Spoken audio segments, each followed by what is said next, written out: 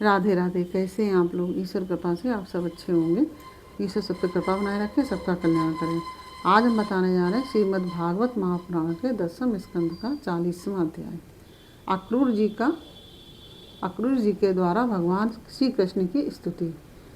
उसके पहले हम कहना चाहेंगे, यदि आपने हमारे चैनल को सब्सक्राइब नहीं किया तो प्लीज़ हमारे चैनल को सब्सक्राइब कर लीजिए और बेल आइकन बटन अवश्य दबा दीजिए, जिससे कि हमारे आने वाले सारे वीडियोस आपको प्राप्त हो सकें। और यदि आपको कथा अच्छी लग रही है, समझ में आ रही है, तो वीडियो को लाइक शेयर अवश्य कीजिए। कमेंट में राधे राधे अवश्य लिखिए और कमेंट में यह भी बताइए कि आपको ये कथा कैसी लग रही है। अच्छी नहीं भी लग रही तो भी आप हमको कमेंट में बताइए, जिससे कि हम उसमें सुधार करने की कोशिश करेंगे। चलिए अब चलते हैं कथा की तरफ। श्रीमन्नारायण नारायण हरि हरि भजमन्नारायण नारायण हरि हरि, तेरी लीला सबसे प्यारी प्यारी, हरि हरि तेरी लीला सबसे न्यारी न्यारी, हरि हरि श्रीमन्नारायण नारायण हरि हरि भजमन्नारायण नारायण हरि हरि। राधे राधे। बोलो कृष्ण कन्हैया लाल की जय। अक्रूर जी बोले, प्रभु आप प्रकृति आदि समस्त कारणों के परम कारण हैं। आप ही अविनाशी पुरुषोत्तम नारायण हैं तथा आपके ही नाभि कमल से उन ब्रह्मा जी का आविर्भाव हुआ है, जिन्होंने इस चराचर जगत की सृष्टि की है। मैं आपके चरणों में नमस्कार करता हूँ।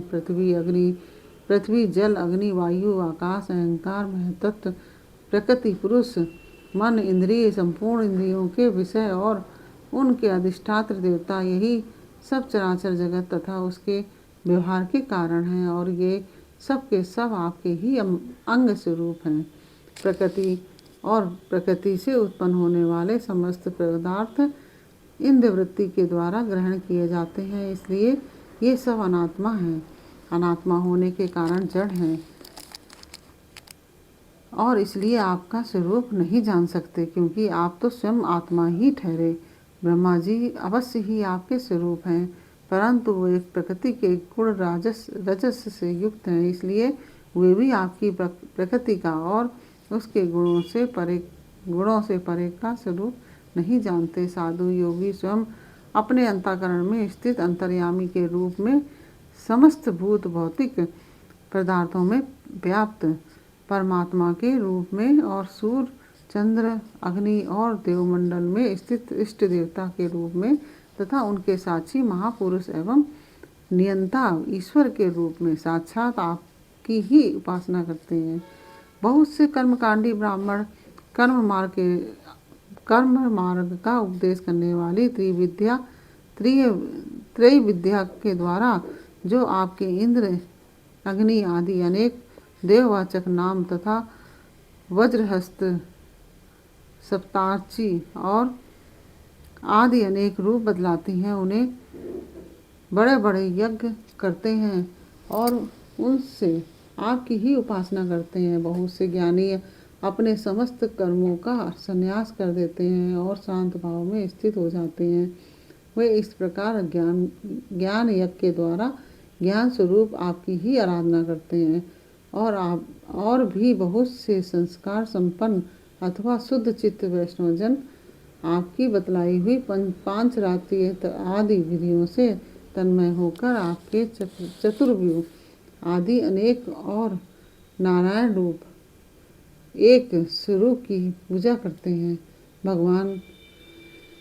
भगवान दूसरे लोग शिव जी के द्वारा बतलाए हुए मार्ग से जिसके आचार भेद से अनेक अवान्तर भेद भी हैं, शिव स्वरूप आपकी ही पूजा करते हैं। सौमेन, जो लोग दूसरे देवताओं की भक्ति करते हैं और उन्हें आपसे भिन्न समझते हैं, वे सब भी वास्तव में आपकी ही आराधना करते हैं, क्योंकि आप ही समस्त देवताओं के रूप में हैं और सर्वेश्वर भी हैं।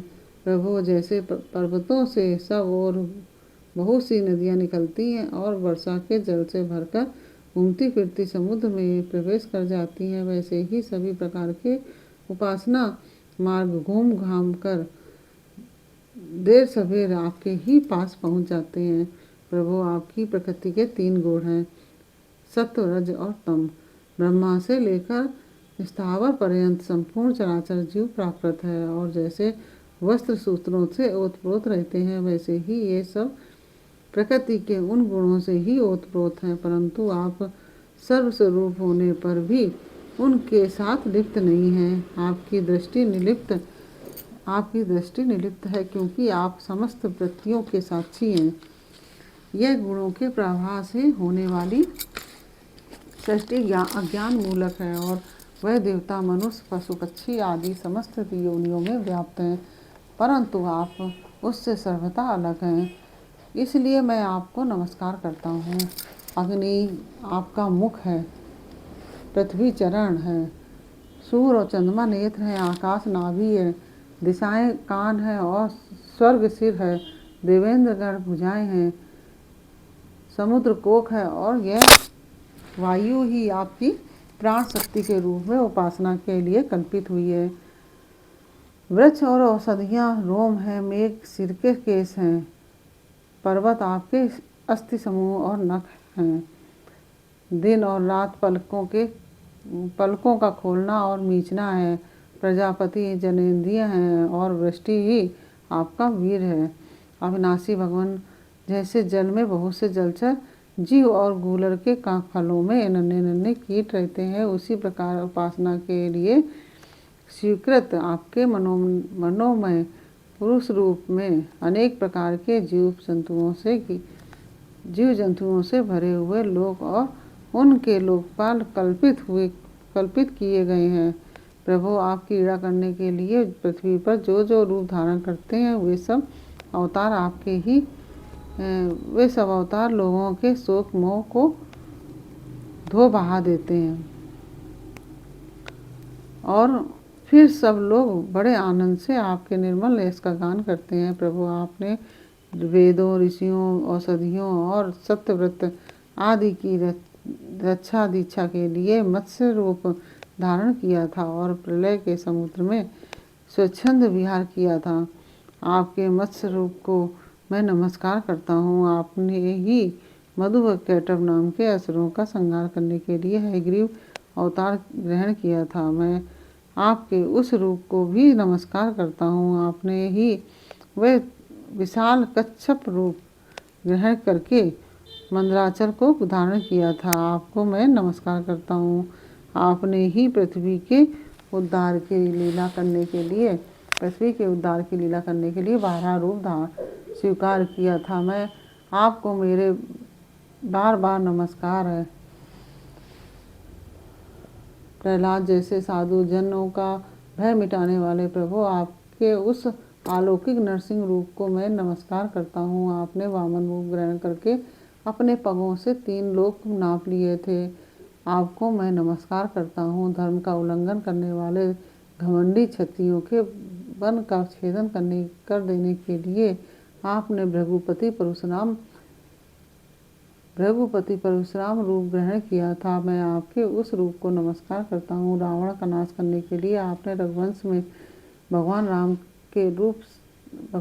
के रूप से अवतार ग्रहण किया था। मैं आपको नमस्कार करता हूँ। वैष्णवजनों के तथा यदुवंशियों का पालन पोषण करने के लिए आपने ही अपने को वसुदेव, संकर्षण, प्रद्युम्न और अनिरुद्ध इस चतुर्व्यूह के रूप में प्रकट किया है।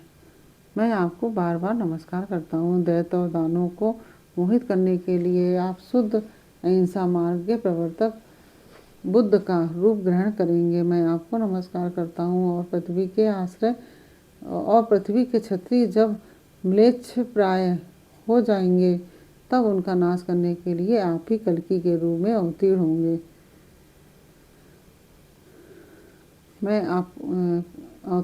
मैं आपको नमस्कार करता हूँ। भगवान, ये सब के सब जीव आपकी माया से मोहित हो रहे हैं, और इस मोह के कारण ही यह मैं हूँ और यह मेरा है इस झूठे दुराग्रह में फंसकर कर्म के मार्गों में भटक रहे हैं। मेरे स्वामी, इसी प्रकार मैं भी स्वप्न में देखने वाले पदार्थों के समान झूठे देह के पत्नी, पुत्र और धन स्वजन आदि को सत्य समझकर उन्हीं के मुंह में फंस रहा हूँ और भटक रहा हूँ। मेरी मूर्खता तो देखिए प्रभु, मैंने अनित्य वस्तुओं को नित्य, अनात्मा को आत्मा और दुख को सुख समझ लिया। भला इस उल्टी बुद्धि की भी कोई सीमा है? इस प्रकार अज्ञानवश सांसारिक सुख दुख आदि द्वंद्वों में ही रम गया और यह बात बिल्कुल भूल गया कि आप ही मेरे सच्चे प्यारे हैं। जैसे कोई अनजान मनुष्य जल के लिए तालाब पर जाए और उसे उसी से पैदा हुए सिवार आदि घासों से ढका देखकर ऐसा समझ ले कि यहाँ जल नहीं है और सूर्य की किरणों में झूठ मूठ प्रतीत होने वाले जल के लिए मृग तृष्णा की ओर दौड़ पड़े, तो वैसे ही मैं अपनी ही माया से छिपे रहने के कारण आपको छोड़कर विषयों में सुख की आशा से भटक रहा हूँ। मैं अविनाशी अक्षर वस्तु के ज्ञान से रहित हूँ। इसी से मेरे मन में अनेक वस्तुओं की कामना और उनके लिए कर्म करने का संकल्प उठते ही रहते हैं। इसके अतिरिक्त ये इंद्रियां भी जो बड़ी प्रबल और दुर्दमनीय हैं, मन को मत कर बलपूर्वक इधर उधर घसीट ले जाती हैं। इसलिए इस मन को मैं रोक नहीं पाता। इसलिए इस प्रकार भटकता हुआ मैं आपके उन चरण कमलों की छत्र छाया में आ पहुँचा हूँ, जो दुष्टों के लिए दुर्लभ है। मेरे स्वामी, इसे भी मैं आपका कृपा प्रसाद ही मानता हूँ, क्योंकि पद्म नाम जब जीव के संसार से मुक्त होने का समय आता है, तब सत्पुरुषों की उपासना से चित्तवृत्ति आप में लगती है। प्रभु, आप केवल विज्ञान स्वरूप हैं, विज्ञान घन हैं। जितनी भी प्रतीतियाँ होती हैं, जितनी भी वृत्तियाँ हैं, उन सब के आप ही कारण और अधिष्ठान हैं। जीव के रूप में एवं जीवों के सुख दुख आदि के निमित्त काल कर्म स्वभाव तथा प्रकृति के रूप में भी आप ही हैं तथा आप ही उन सबके नियंता भी हैं। आपकी शक्तियाँ अनंत हैं। आप स्वयं ब्रह्म हैं। मैं आपको नमस्कार करता हूँ। प्रभु, आप ही वासुदेव, आप ही समस्त जीवों के आश्रय संकर्षण हैं। आप ही बुद्धि और मन के अधिष्ठात्र देवता ऋषिकेश, प्रद्युम्न और अनिरुद्ध हैं। मैं आपको बार बार नमस्कार करता हूँ। प्रभु, आप मुझ शरणागत की रक्षा कीजिए। इस प्रकार से यह हमने 40वां अध्याय आपको वर्णन किया। 40वें अध्याय का यह वर्णन आपको कैसा लगा? अच्छा लगा हो तो वीडियो को लाइक शेयर अवश्य कीजिए और कमेंट में राधे राधे अवश्य लिखिए। फिर मिलते हैं आपसे अगले अध्याय में, अगले वीडियो में। तब तक के लिए राधे राधे।